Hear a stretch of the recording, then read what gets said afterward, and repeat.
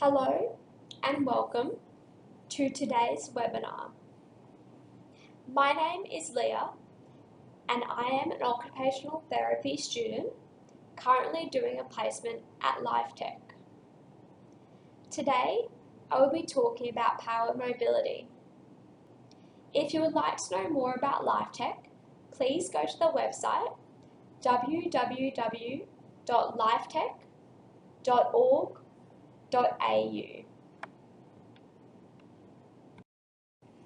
Mobility is the ability to move around. Powered mobility can fulfill an inherent human desire to be mobile. With mobility comes access to a world of possibilities and journeys to places, people, and experiences. It is associated with enhanced participation in daily activities, decreased pain and discomfort, and improved health-related quality of life. It allows for conservation of energy, for utilization in other activities, and for the user to determine route, destination, and time of travel. Today, I'll be talking about the different types of powered mobility and considerations for choice. The different types that will be discussed are power assist, power add-on, powered wheelchairs, and scooters. The considerations for choice include the advantages and disadvantages of each, relevance to the individual using the mobility equipment, which includes their capabilities and function, roles, goals, and personal preferences, the environments the powered mobility will be used in, the available carer assistance they have, their budget, and the amount of funding available. Also, the tasks they currently involve themselves with or want to, and the level of assistance required. I will also mention the specialised options and accessories available. First, I will be discussing wheelchair add-ons. This includes power assist and power add-ons. Power assist provides the user with assistance while self-propelling their manual wheelchair, whereas power add-on turns a manual wheelchair into an empowered wheelchair, removing any need for the person to self-propel. In comparing the power assist and power add-on options, the power assist is for users with active arms to self-propel, but those who may have limited or little function in their lower body. It requires good hand function, grip, and strength for pressure to self-propel and also stopping the power. Therefore, it is useful for those who want to be active but may have fatigue, sore muscles, stress joints, or injuries in their shoulders or wrists from overuse. The power add-on is useful for those with limited hand function, grip, and strength, or those who are not able to self-propel anymore.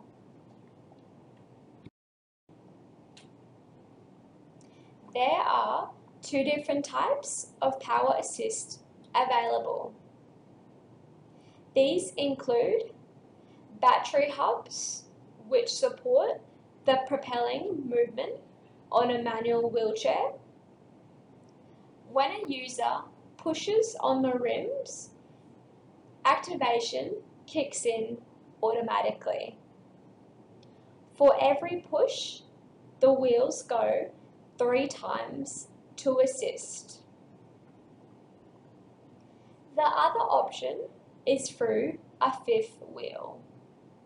When it is turned on, it will also automatically kick in to give extra power. Although this option can also be used hands-free. Power add-ons are comprised of a motorised hub on each wheel of an existing manual chair and controlled with a joystick or other controller, therefore converting a manual wheelchair into a lightweight powered wheelchair. The joystick or control can be positioned close to the client or carer. The carer-driven option may be useful if the carer is not able to actively push a manual wheelchair. There are conversions which can also be used for both through moving the position of the add-on. To use a wheelchair add-on, the individual needs to be cognitively alert with either safety in self-propelling or with using the control. It also requires awareness of brake use, and they need to comprehend how it works. An ability to problem solve and have spatial awareness is also essential for safe use.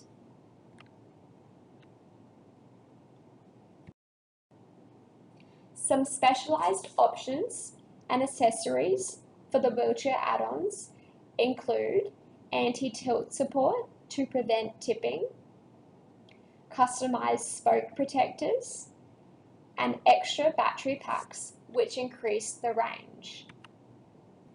These are often quite expensive with added weight.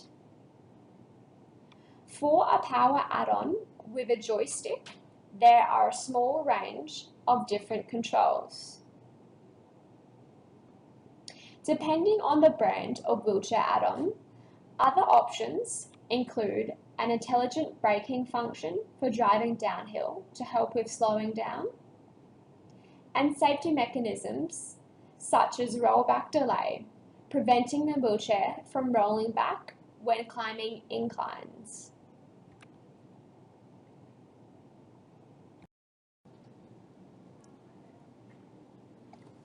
There are many advantages of using wheelchair add-ons, one of which is that the user can continue using their current wheelchair.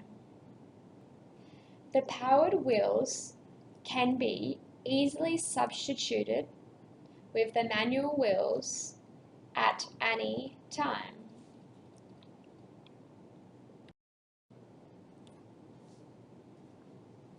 By keeping their manual wheelchair with the power wheels on, the user can maintain the same lifestyle.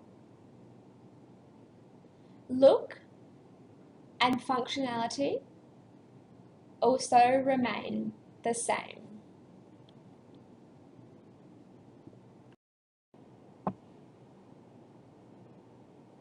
The wheels can be removed to stow the vehicle in a small car boot.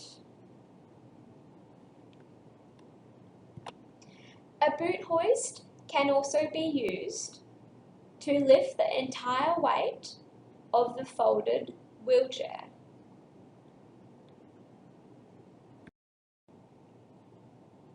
Wheelchair add-ons provide power over hills, rough terrain, or over long distances.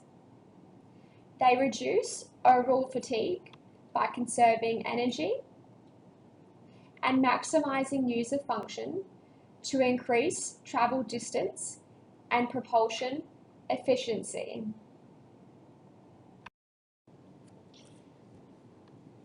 The disadvantages are that it is also quite expensive and can add weight and width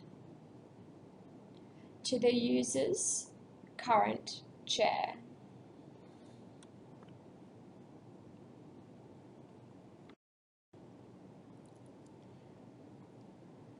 A powered wheelchair may be required for those that are unable to self-propel a manual wheelchair.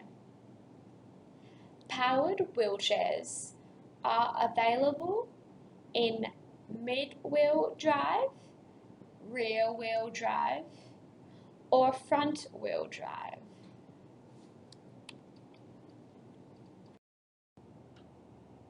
Many powered wheelchairs can be scripted to suit the size and requirements of the individual. The seating system is usually separate from the base, meaning the seating components are all chosen to suit the user. Most powered wheelchairs also have a bigger battery and more power, suiting active users.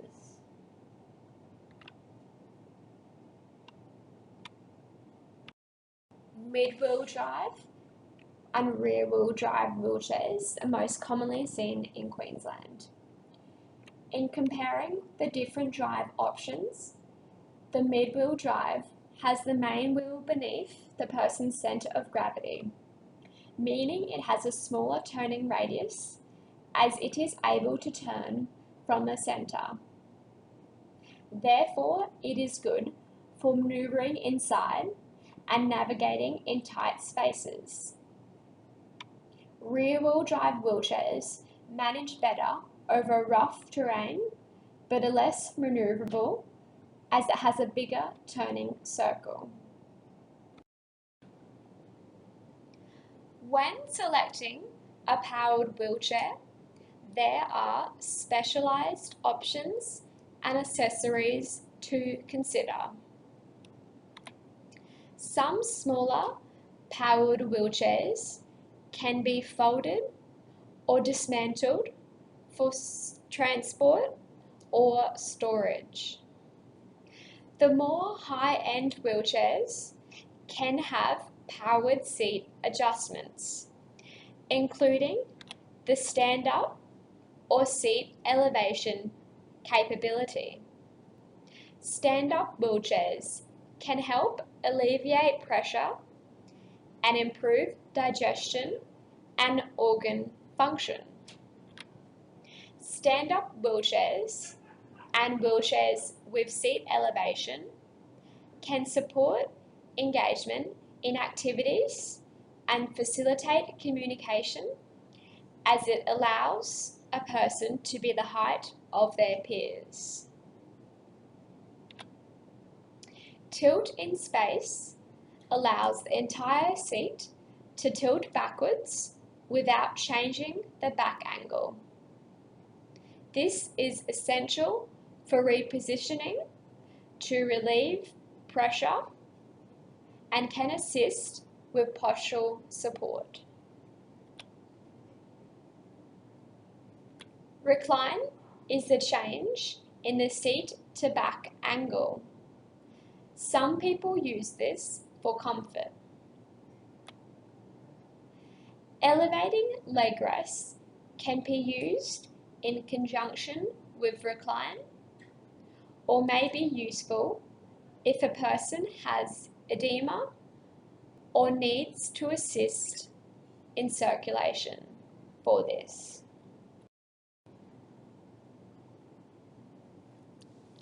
Alternative powered controls are available if a person has trouble using a standard joystick. These include the use of switches, such as the sip and puff, or modified joysticks.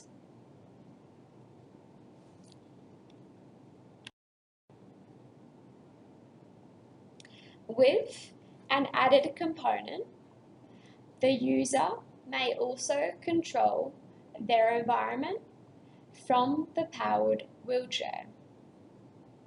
This includes their computer, the television, and lights.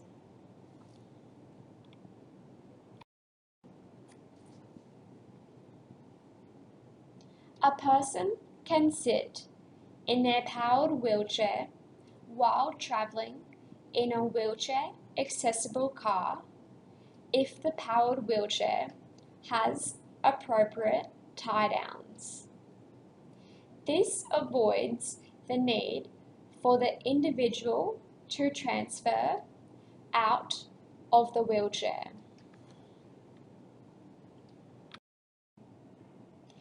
The disadvantages are that they can be expensive, with the scripted powered wheelchairs around $15,000.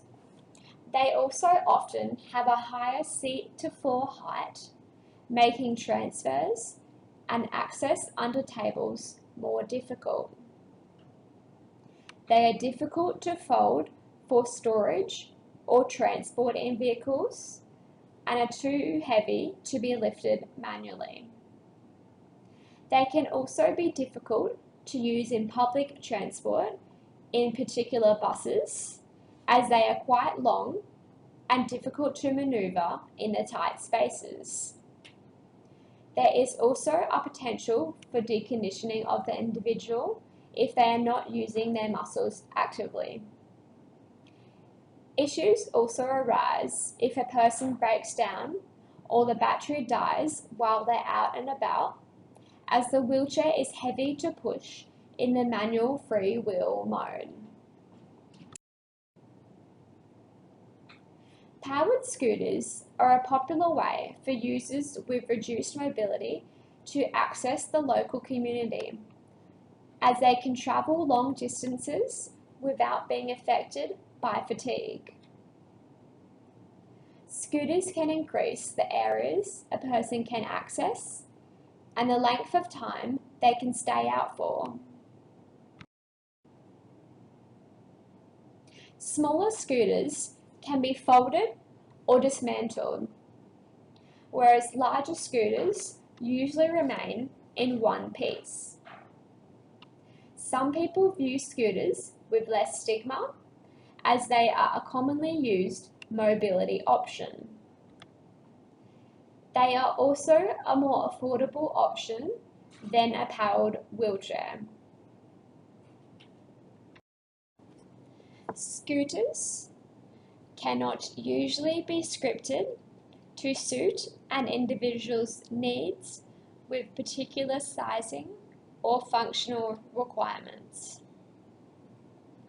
Although they can have some basic accessories, which include lights, indicators, horns, attendant control cutoff, a sun canopy, mirrors, and a swivel seat, which is useful for an easier transfer. Scooters can also come in 3 wheels, which can make it more maneuverable in tight situations and also provide more legroom. Although these are less stable on rough terrain or hilly environments. Scooters are longer, which makes them more stable for travel in outdoor environments. However, this length increases the size of the turning circle, so it isn't as maneuverable in tight spaces, including public transport. Small scooters manage well on level ground surfaces and may become unstable on rougher terrain.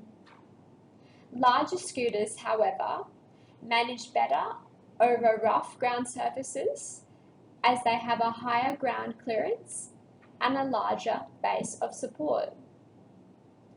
Scooters have limited postural support and often cause the individual to lean forward. The user also needs two hands to use it. The controls may be used with one hand, but two hands are required to stabilize the tiller. Therefore, scooters are ideal for those who are still able to stand, transfer independently, and sit upright without supports. Good cognition and hand control is also required to operate the scooter safely.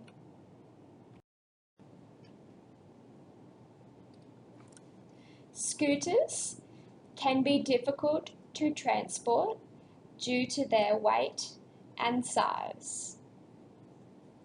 An electric boot hoist or trailer may be used to transport the scooter with the car, depending on the scooter size.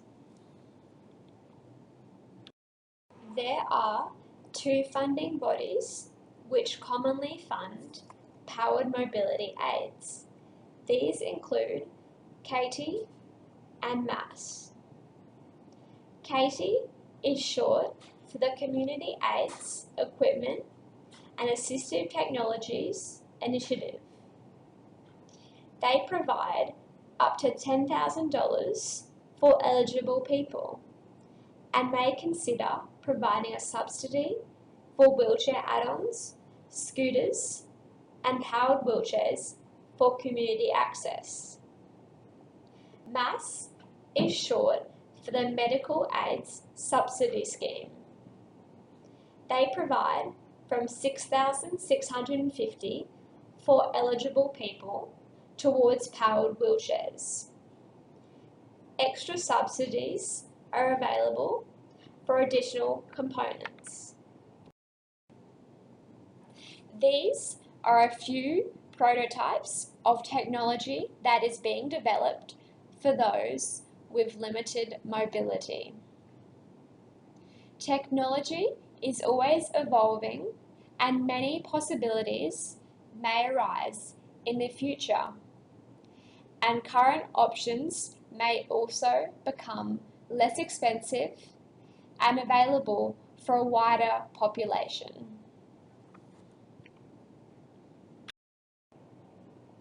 Thank you for listening, and if you would like to visit LifeTec's interactive display homes, they are located in Brisbane and Townsville. As previously mentioned, you can find out more information at the website at www.lifetec.org.au. You can also contact LifeTec by mail or telephone.